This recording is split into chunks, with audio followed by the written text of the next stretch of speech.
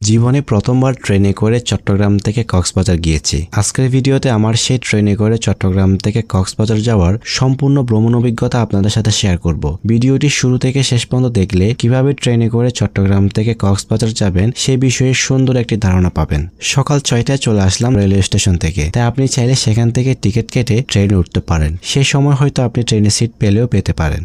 যেহেতু এটি একটি লোকাল ট্রেন, তাই এটি চট্টগ্রাম রেল স্টেশন থেকে ছাড়ার পর চট্টগ্রাম থেকে কক্সবাজার যাওয়া পর্যন্ত তাদের নির্ধারিত স্টেশনে দাঁড়াবে। সকাল 6টার ট্রেনটি কোন কোন স্টেশনে দাঁড়িয়েছিল তা আপনারা ভিডিওটা শেষ পর্যন্ত দেখলে জানতে পারবেন। ঠিক সকাল 7টা বাজে আমাদের ট্রেনটি চট্টগ্রাম রেল স্টেশন থেকে ছেড়ে আমাদের ট্রেনের নাম হচ্ছে সৈকত এক্সপ্রেস। ট্রেনে আসার সাথে সাথে স্টেশনে অপেক্ষারত সকল যাত্রী ট্রেনে উঠে পড়ল। মাত্র 6 থেকে 7 মিনিট পর আমাদের ট্রেনটি চলতে শুরু করলো। আমাদের পরবর্তী স্টেশন হচ্ছে সাতকানিয়া রেলওয়ে স্টেশন। আর বসে বসে উপভোগ করছি চারপাশের অপার্থিব সৌন্দর্য। ট্রেন যত সামনে যাচ্ছে তত সুন্দর সুন্দর সব জায়গা চোখে দেখছি। এখানে দেখলাম কিছু যাত্রী ট্রেনে উঠছে, আবার কিছু যাত্রী তাদের গন্তব্যে নেমে যাচ্ছে। এখানে 6 থেকে 7 মিনিট বিরতি শেষে আবারও আমাদের ট্রেন চলতে শুরু করলো।